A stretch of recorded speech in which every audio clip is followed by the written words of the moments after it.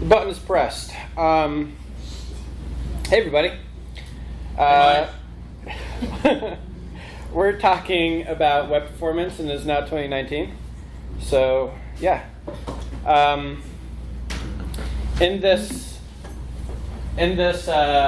presentation, we're going to talk about why make web pages fast. Hold on, I'm going to kind of switch, do an Alt F1 here so I can see my... We're going to talk about why make your web pages fast, what that even means. Like, how do you measure fastness, right?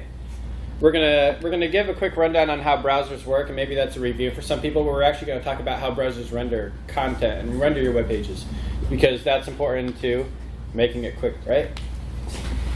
And how to measure all this. And so, yeah. And how to optimize this, and like little steps that you can do to optimize each one of these browser rendering steps. So my name's Mike. That's Millie, and then the little puppy there is Dexter. I have another dog that I don't love quite as much. Honestly.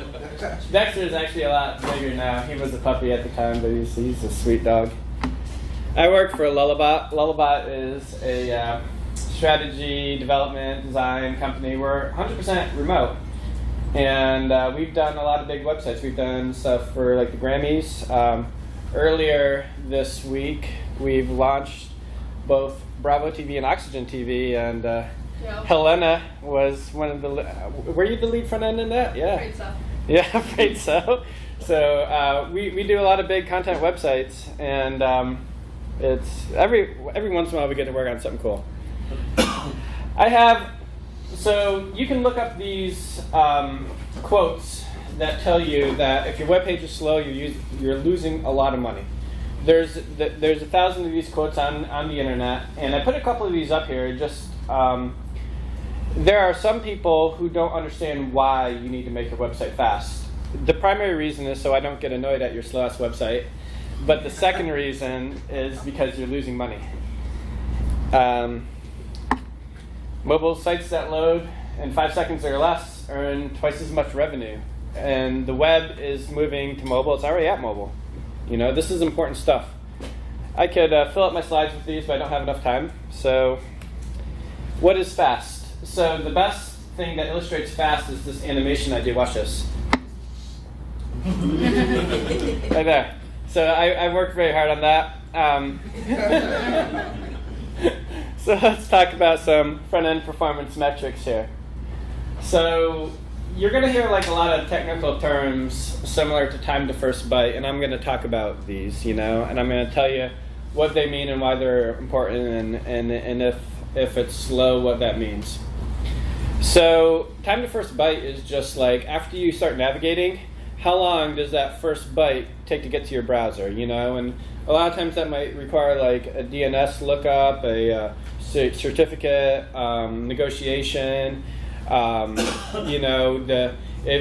you're on a mobile phone, you have a lot of latency going through your cell phone towers and stuff like that. But once that first byte gets to your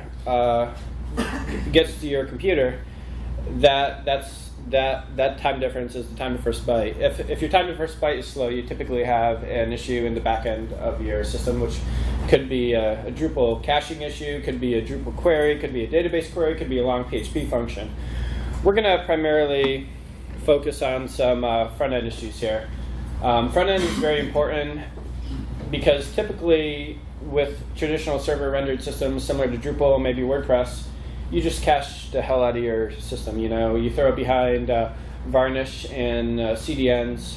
If you're doing authenticated stuff, Drupal 8 has a very robust cache and granular caching level layer that really helps out. Time to first meaningful paint is basically how long it takes till your browser starts actually like painting stuff on the screen that you really want to see. Now this doesn't count like background images and stuff like that. It counts like actual content, Time to first interactive is very important. Have you ever gone to a website on your mobile phone and you can see everything, and then you hit the button and it's not working? You're like, what the F is going on here? Because the website is not interactive yet because the main thread is very busy, usually executing JavaScript. And like that's annoying as all hell. So there's a metric called time to first interactive. And taking all these into account is something called the speed index. And the speed index just isn't everything altogether, it's kind of how it approaches visual complete, you know? Like, you can have maybe like some websites that are completely blank but just like pop in all at one time, or you can have some that gradually appears. And the way that it gradually appears affects your speed index. So let's talk a little bit about, we talked a little bit about time to first paint, or time to first byte. It's from when the HTML file first hits your browser, and it can indicate some backend performance issues. Caching is really one of the primary solutions for this, assuming that nothing is broken. I'm going to show some of this later, but you can measure your time to first byte by opening up the Performance tab within Chrome Developer Tools. And you're going to see the gray little bit right there is your network requests coming in. And as that first hits right there, that's what you're looking for. So a good time to first paint, an excellent time to first paint is maybe like around 200 milliseconds. That, you're going to see that if you're using a CDN or something. CDNs will like kind of like cache your web page in geographic locations that are close to you. So like, for example, Lullabot.com, we use a CDN, and so if we were to go to it here, it would probably come from Atlanta or something like that, as opposed to wherever the origin servers are. A decent CDN, a decent time to first byte is under a second. Anything above that can be very poor. Time to first meaningful paint is when your primary content is visible. What is primary content? That can be like a little bit ambiguous. You can see this when you're using Chrome Developer Tools. There's a checkbox for like film strip mode, and you can kind of get an idea of when that is. Time to interactive is when the website's consistently interactive right here. And so you can hit these menu buttons, and you can see that when like all this yellow, or all the purple stuff is layout, the yellow stuff is like JavaScript main thread, and then when everything kind of drops off and everything's like your CPU is not running, that's when your website's really interactive. It's waiting for inputs from you. It can smoothly scroll, etc. So your speed index is kind of how quickly it approaches visual complete. I kind of guess I went over some of this earlier, but you can see an example right here. This is taken from web page test, and you can see so the top row up here approaches visually complete a lot quicker than this bottom row does. And if you go to the Audits tab within Chrome Developer Tools and you run a performance audit, you can kind of get an idea of your speed index. So let's kind of review on how actually browsers work. You know, some of this is going to be kind of obvious, but some of it might not be. You know, so the first thing your browser will do is it will actually download your HTML, or it'll attempt to download the HTML. And as it's actually downloading it, before it even finishes downloading, it starts parsing it and it starts looking at it. You know, it starts looking at the head, and it starts prioritizing the critical content that is in the head. And critical content is everything that it needs, your browser needs, before it can begin rendering the web page. So for example, you might have an image in there, but your image isn't necessary for it to begin rendering the web page.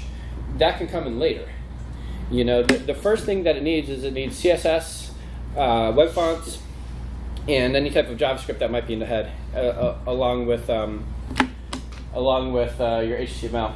So there's a couple different levels on how your browser prioritizes stuff. So you have like everything from highest high, medium, and low. You can kind of, I'm not going to explain that to you, but the initial document and the CSS are the highest priority because your browser will not render the web page until that's downloaded. High is your web fonts and script tags in the head and any type of AJAX requests that are coming in. Outside of that, you might have some script tags in your footer and images and stuff like that. Your browser can render the web page without those. You can view that actually in DevTools. You can add a priority tab just by right-clicking within the network tab up there, and you can kind of get an idea of how things are prioritizing, or how your website is prioritizing your content. So as it's coming in, your browser starts parsing and executing your JavaScript, and it has to completely parse and execute the JavaScript that is in the head that is not async or deferred. So this is kind of interesting, right? So if you have like JavaScript that's in the head of your document, it has to parse that and then execute it and then kind of see how that's going to affect everything before it can even render. That's why by default in Drupal 8, all your JavaScript is in the footer, and you have to tell it to go into the head. And that's also why if you're using something like New Relic or something like that, that goes into head because they want that to parse before it actually like renders everything, so they can do their timings. If it's in the footer, it does asynchronously. So as it's coming in, as your browser is being downloaded, or as your HTML file is being downloaded, it starts pulling in the CSS file even before the HTML is downloaded. Hello. Fire violation, everyone's going to do. Right? And it creates basically a big object out of all your CSS. And you can kind of get an idea what this looks like. You'll have the body tag, and your font size will cascade down because CSS is cascading style sheets, so you can get an idea of what that kind of looks like. At the same time, it's sitting here creating the DOM. The DOM is the document object model, and it takes the HTML and does basically the exact same thing. It creates a big object out of your HTML, and you can kind of see how all that kind of fits together. It combines those, and it generates what's called the render tree. And the render tree is different from the DOM because, like, if you display none something, it's not going to show up in your render tree because you're not rendering it. So your render tree gets generated once everything else that generates all the critical resources get parsed and executed. Which, of course, you can have JavaScript that's hiding stuff. You can have CSS that's hiding stuff, and that's why those are all critical resources. At that point, your browser does what's called a layout. And layout is, basically it's just calculating how much space every element takes and where it goes and what element it goes and all that type of stuff. And it's a very expensive operation. It's expensive because it takes the browser, it has to think about it. Browsers are efficient at it, but it's expensive. It goes on your browser, it's calculated through your browser's CPU as opposed to GPU. And this is a video right here of an earlier version of Firefox kind of slowed down, showing how your render process, or how the layout process works.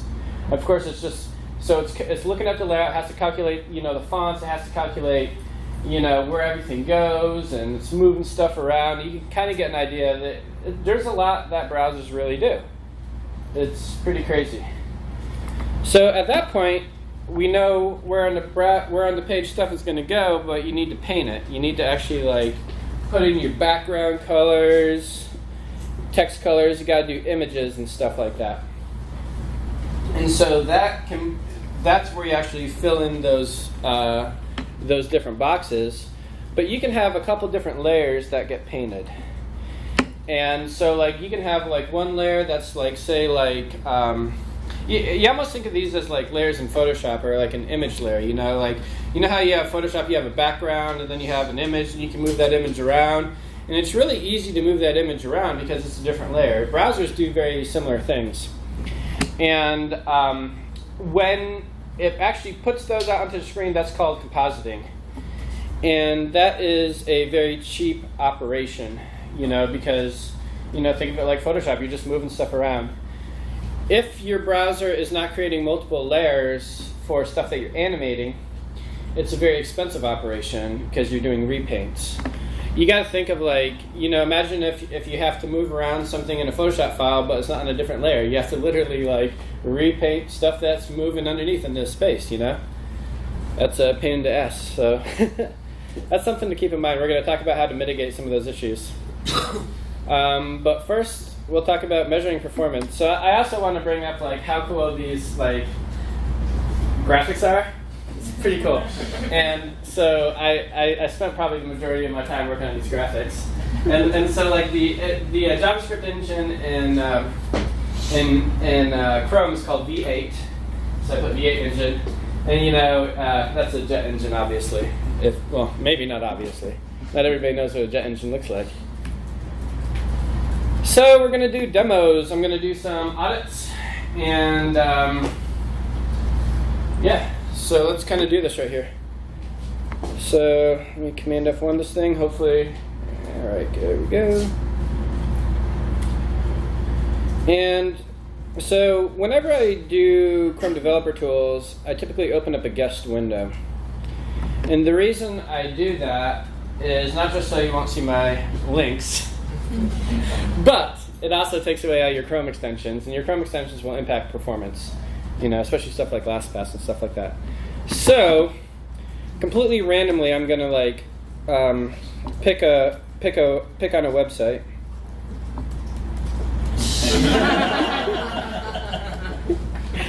This is actually going to be a pretty quick website, because honestly, you don't got a lot going on.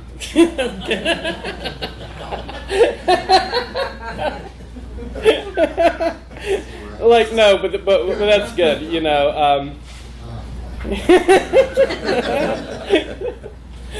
So that's that. I'm so glad that you're leaving the font size tiny so nobody can see it.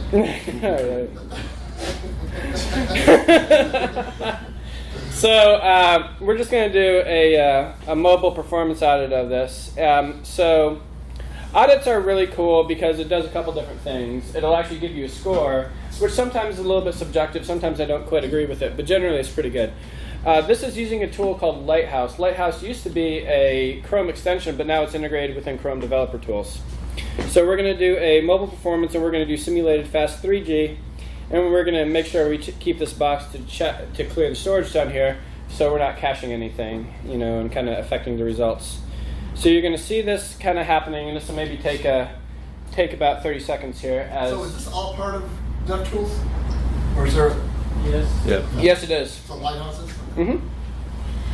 And Mike, when you say sometimes you agree with it and sometimes you don't, what exactly does that mean? I've seen cases before where it calculates the time to interactive inconsistently. Sometimes, if you look at the performance panel and you see where that main thread becomes available, sometimes that doesn't match up what Chrome Developer Tools or what the audit says the time to interactive is. So this is actually pretty good, and I kind of expected it would be right here. So this score up here goes from 95 to 100, and you have a lot of pretty good stuff right here. I'm going to hit the View Trace button and actually kind of look at this right here.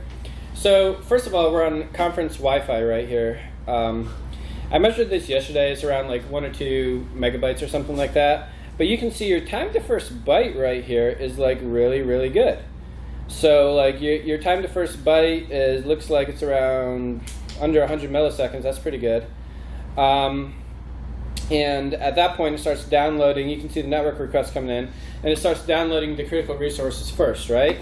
But you can see right here, we're still kind of waiting on the first contentful paint. If you look over here, this is where the first contentful paint is. Let's kind of see if there's what's the cause for that.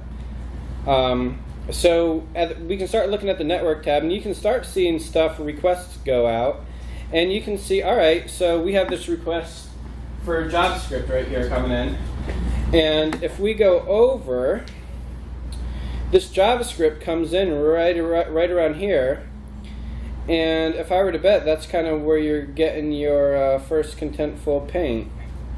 Was around 600, yeah. So right here where your first contentful paint is around 700 milliseconds, that is dependent on your JavaScript. I'm willing to bet that JavaScript's in the head. And if you take out that JavaScript, your first contentful paint is going to be a lot quicker. So that's the type of thing that you could potentially look at, because honestly, I don't know if you need that JavaScript affecting the DOM in order to render. So at this point, you have that JavaScript, and you have all this rendering going on over here. You can see the purple is layout. You have some JavaScript actually executing right here, and everything else is pretty good. Let's pull up a horrible site. So a horrible site that I like to pick on. So what you're saying is, can you review what you just said as far as how fast the site is? Because I missed that one. The site's pretty good, Mike. You think, let's see, Pantheon and Cloudflare and Drupal. Yeah. Yeah, and honestly, Pantheon integrates in the Fastly CDN, and if you're using Cloudflare, it looks like you might have multiple levels. That's why you're getting that very, very high time to first byte. So at this point, this is USA Today. I don't know why it's still doing mobile, but let's do. I'm going to kind of manually initiate a performance audit of this, and this is going to take a little bit longer because USA Today is. Has a bunch of JavaScript on it, and you're going to see what a bad site looks like. When you say a bunch of bad, how many of those are trackers? Yeah, well, we're going to talk about that. And I have a slide later where I talk about how to identify those, but I'll talk about that right here too, just because. And I should keep an eye on time. I feel like I'm going kind of slow.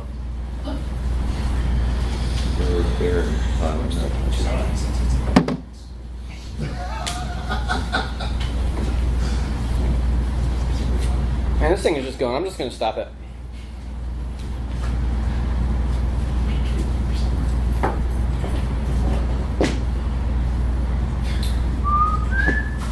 The dinosaur songs just get stuck in my head. The one with the neck too long, with the Apatosaurus. The neck's too long. So long. Yeah, so long. Thank you.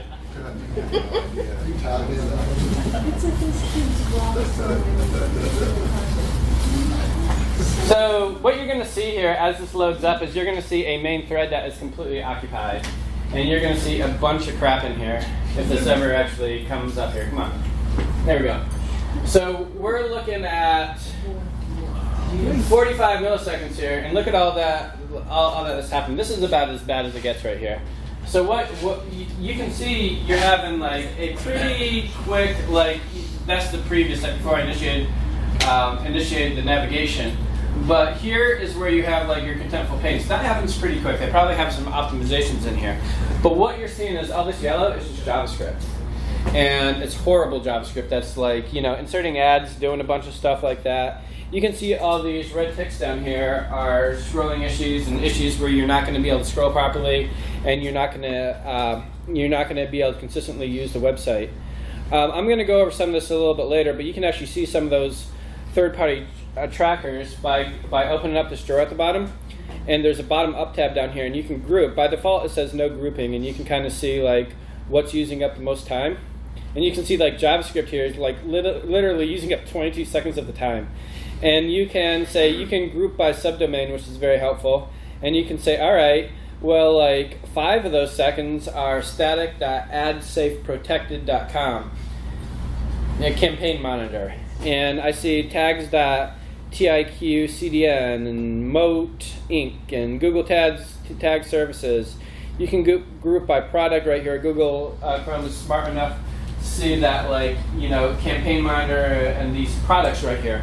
This is the type of stuff that if you work on one of these very content-heavy sites where you're working with a lot of third-party advertisers and stuff, you can take those initial slides that I showed you that say, like, for every second you're losing X amount of revenue, and you can say, like, all right, well, campaign monitor here is taking up 5 seconds. Is it really worth, I don't know, $5,000 a month? Are we getting more? Are we getting an ROI in that? And you can start calculating stuff.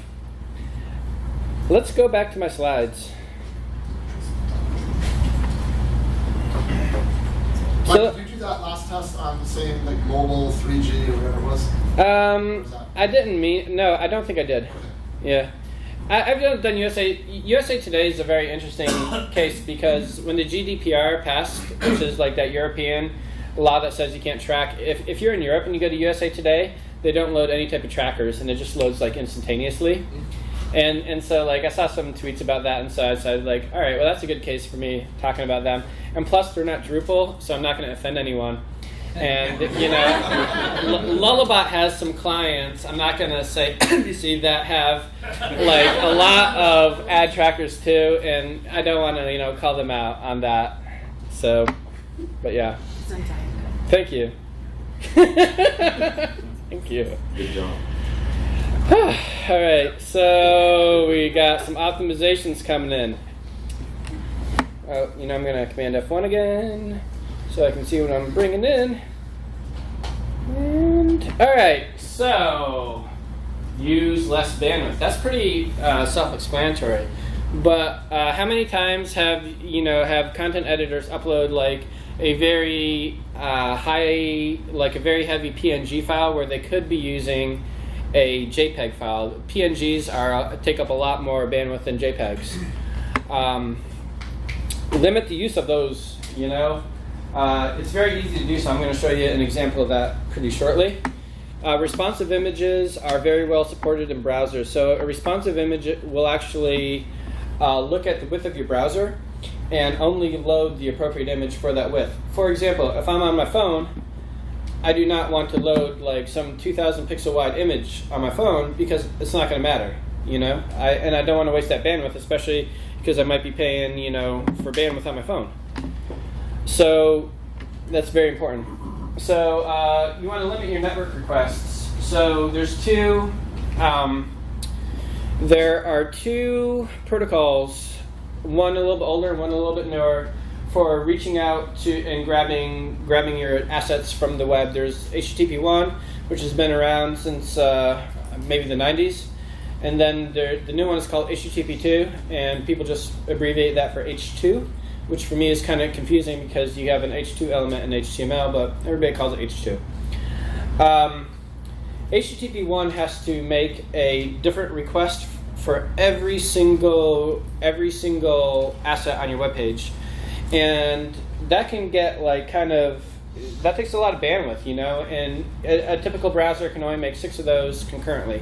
So if you have 50 or 60 of those, it has to do that maybe up to 10 times, and that's a lot. H2 can multiplex. It can make one connection and then just pull down multiple resources within one connection. It's a lot more efficient. So this is me right here on an older version of Lullabot.com seeing a large image.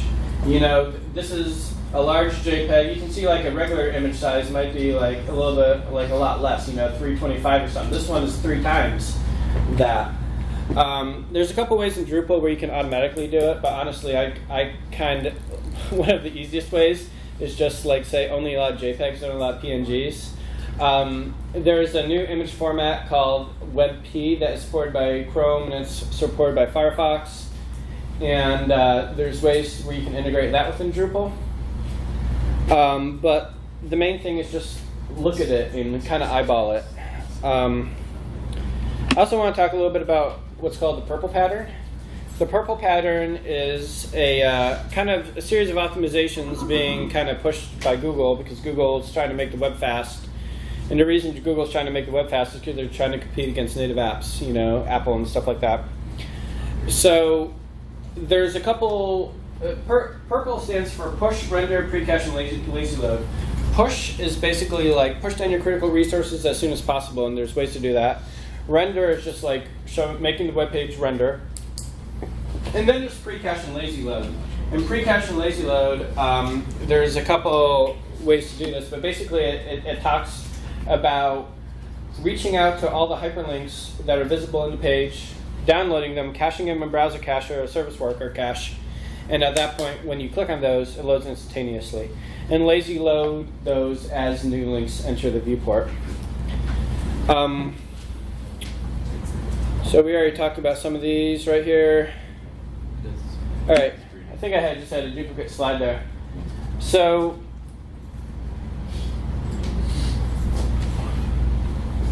what am I looking at here? This is HTTP1, and you can see, hold on. Oh no, wait. This is network requests coming in. You see how there's a whole bunch of network requests? That is bad. You can also see that these are H2 because they're all coming in the same, they're all coming in at once. If you were to look at something that is H1, this is an old version of Lullabot.com, you can see it's more waterfall-y. You can see that there's one connection up there, then one connection over here, then one connection down over here. And you can see that H2 is a lot more efficient. Bless you. You can see this website right here for something that we didn't. We have 356 network requests. Those network requests are if you were to filter these by the origin domain, it would only like maybe like 40, 50 of them are from the origin domain. The majority of them are tracking scripts that load other tracking scripts that load other tracking scripts and stuff like that. And those are pretty bad for you. I made a little barf thing there. So if there's one thing that you can do today, and if there's one slide to take a picture of, this is it right here, is implement resource hints. So resource hints are basically hints that you put in the head tag of your HTML, and you can point it to fonts, and you can point it to your CSS files, and your browsers support this right now. And if they don't support it, like for example, if you're supporting Internet Explorer 11, it's not going to do anything. It's just not going to understand this, you know. So you can use things like preload or prefetch, and what it does is it will actually grab the fonts. It'll tell your browser to download the fonts immediately. The reason that's important is because the way that web fonts are typically loaded is your browser downloads a CSS file, and then the CSS file in there has your font face rules. And that's interesting because in order for your browser to know to download that font, it has to first know that there's a CSS file, then it has to know there's an @font face rule, then it has to look at the DOM, look at the selectors, realize that there's a selector that matches the @font face rule, and then download the font. And all that takes time, you know. Or if you do this right in the head and you say preload this font, it'll pull in the font, and by the time it realizes it, it'll say, I already have this font in cache. I'm going to use it. This is what it looks like. This is an old version. This is our old decoupled version of Lullabot.com. And you can see I'm using I'm doing a couple different things up here. Like number one, I'm pre-connecting to the API.lullabot.com, and that's obviously where our API was. The pre-connect is really cool because it'll actually reach out and negotiate like the TLS or SSL negotiation, so you don't have to wait like 30 milliseconds for that, and it'll actually like establish that connection. And then the preload, it's preloading the JavaScript file. And if you Google like resource hint NDN, it'll tell you how to do all this type of stuff. I'm not doing the fonts right here because the fonts were already kind of inserted through directly into the head right there. But you would also do that. You would also normally do the fonts. And when you're looking at this in the network tabs, that's why you see these fonts being downloaded immediately, because your browser knows how to do that. Seems like I already did that one. So this is an example for the SSL connection right here. I think one of these is with and without the So you can see like if I have the pre-connect for the SSL, if I have the pre-connect resource hint there, there's no queuing, no stall, none of that, where the other ways you have like a little bit of time and you're kind of waiting 200 milliseconds for a DNS lookup, 100 milliseconds for SSL negotiation and stuff like that. So those are things that you can kind of, fix right out of the bat, or right now. This is what it looks like. This is Pantheon's website. Lullabot did Pantheon's website earlier last year. And so so this is a Drupal 7 site, and we just implemented kind of like a little redesign and a slight re-architecture. We modified the theme as opposed to writing our own. So there's still a little bit of cruft in there, but one thing that we did is we load all the fonts directly, and we also load the hero images, the background images. The background images that are in the hero suffer from the same problem, where the browser needs to download the CSS file. It needs to look at the CSS file to download the image, but it also needs to know where the image goes. So here is me just saying, just download it no matter what. And there's a media attribute. You can say, like, which one do you want to download? And then I'm pre-connecting to various different services that they have. Start using this. Like, it doesn't work in Firefox yet, but it doesn't break anything. Chrome and Safari, Edge support this. It's going to be probably supported in Firefox pretty shortly. Prefetching. Prefetching is pretty cool. So prefetching is basically when it looks at all the files that are in your viewport, or not all the files, all of the hyperlinks in your viewport, it reaches out and downloads them in the browser cache. this is something, this is a new version of Lullabot.com, and there's this JavaScript library called QuickLink. It was released by Google not too long ago. And what QuickLink does is it'll look at all of the hyperlinks that are in the browser's viewport, and once your browser is idle, it'll just download those. Then when you click on one of those links, it loads just instantaneously, and it's super cool. As you start scrolling down the page, it uses a new API called Intersection Observer, and as links enter the viewport, it'll download those too. Is there a Drupal module for that? Oh, that's a good question. Yes, there is. Let me show a video of this really quick. So this is the new version of Lullabot right here, and I wrote an article on this, and you can see, like, as I scroll down, these are links being prefetched right here. So there is a Drupal module for this, Mike. I wrote it, and I'm really happy about it. Yeah, sorry. Yeah. It's called QuickLink. Yeah. So let me bring it up right here. Does that preloading mess with trackers? No, because it doesn't execute JavaScript.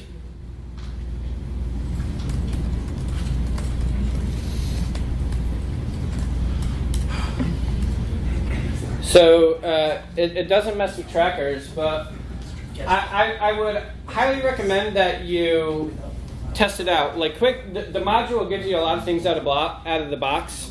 For example, like it won't automatically prefetch the log out link and log you out as you log in. It won't even load itself if you are logged in because that bypasses caching. It won't download file extensions. Like you don't want to prefetch PDFs or MP3s. It won't download Ajax links. You can kind of go through here, but we're using it and it's pretty awesome.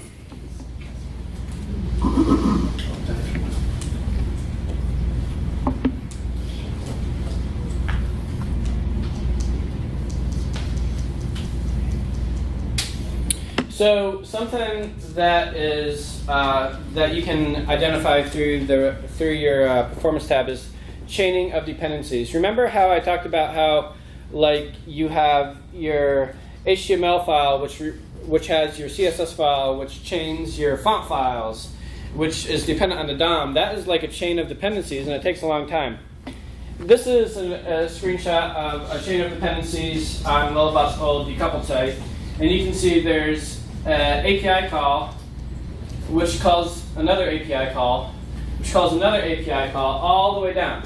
And look how much time this is. We actually have the start render up here, but JavaScript is doing some other stuff to calculate some things. And all these API calls take a lot of time. So you see, like, almost like, it looks like 500 milliseconds. That's a half a second. It's just doing repeated API calls. You want to be able to identify stuff like this because you don't want to do this. This is bad practice, which is one of the reasons that, we change our architecture. Rendering. We talked a little bit about what the critical path is. The critical path is everything that is necessary for your web page to render. Fonts are very important. Now let's kind of move around here. Critical path CSS. There's a NPM module called Critical, and what it does is it looks at your web page and it identifies it creates a CSS file of everything that's just in the viewport, and then you can like kind of inline that into your head if you want.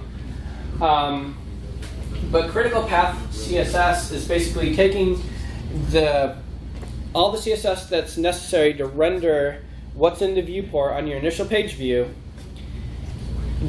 sticking that into head so you don't actually download the CSS file, so it can render immediately, and then you stick that CSS file in like the footer. So it's not a render blocking.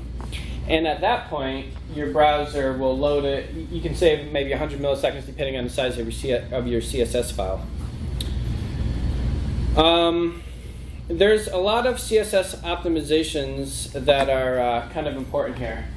So in the past, people would like to inline images into their CSS file, right? Has everybody ever done that? Like you can base64 encode your images, stick it in your CSS file, and the beauty of it is that you don't have to make an extra request for that image file. But you're actually like kind of changing around some things. Like the images are not render blocking, but your CSS is. So you got to think that you're taking something that is not render blocking and making it render blocking. In addition to that, your browser has to now parse and create that image out of your base 64 encoding. You want to avoid large style sheets. We launched a new version of Lullabot.com a couple weeks ago, and one of the things that we really did is every single component has its own CSS file, and then we load that into component through like Twig's attached library function. And it's really good practice to componentize stuff in general, because it makes your code easy to delete. You know, like, has anyone ever heard the saying like, good code is easy to delete? You know, has everybody like had CSS files and you're like scared as shit to delete something because you don't know what the heck is gonna, you know, yeah. So you want to componentize stuff, and doing this enforces it. People also used to worry about selector performance. You know, people would say like, oh, you should use IDs instead of classes, or you should use, you know, you should not use this, that, and the other, or like that's kind of bullshit, because the your browser does that so fast anyway. And I already talked about kind of splitting up these monolithic style sheets. Optimizing your JavaScript. Mike, back on the CSS embedding an image. Yeah. So it's better just to have the requests. Yeah, I would say that. Yeah. And then for like SVGs, it doesn't really matter. Just it depends on the size of the SVG. Like, and there's a couple different ways to do SVGs. Like, I would avoid base 64 encoding anything because it's harder to compress. But you can, with the SVGs, you can do your regular UTF-8 encoding and insert it into your style sheets. I've done it like that for like very small SVGs, but you got to think that it's still render blocking, you know. Yeah, we're using it for like patterns, you know, simple. Yeah, I mean, how important are those patterns? If they're super important, do it, you know. Yeah. Do you want it to be render blocking?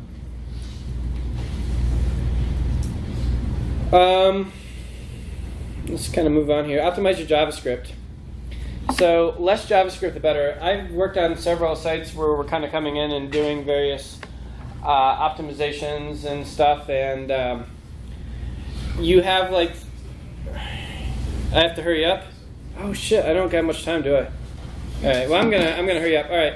So basically, less JavaScript, the better. I've seen cases where like you're loading like syntax highlighting on every web page, including your home page. You don't need that. This is a funny picture for your JavaScript main thread execution. Only one core, like like your computer might have 8 cores, but only one of them gets to work. You know, and this is basically what it looks like. So you need to kind of deal with that. So JavaScript, not everybody has a new iPhone 8 or iPhone 7. Most people have something that's a lot slower. And your average JavaScript parsing time is 2 seconds almost.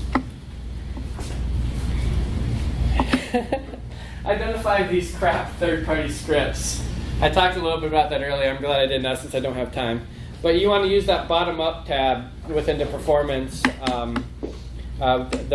panel. And you want to code split. You want to split everything up. You only load the JavaScript that's necessary. And profile your stuff.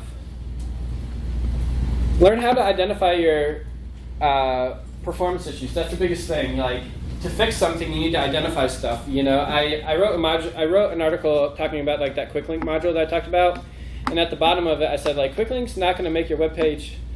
It's not going to fix your slow ass web page. You have to know what the problem is in order to fix it. But starting with less JavaScript, knowing how to fix it, and resource hints. Resource hints is something that you can use. And make the web a better place. I'm a big believer in the open web as opposed to proprietary solutions. You know, like apps and walled gardens and AMP and stuff like that. Yeah, that's it. End of it right here. And look, it's 11:45. Thank you. And I can take questions now or later. Honestly, I think it's lunchtime, but you know. Yeah. Good live talk. I can talk.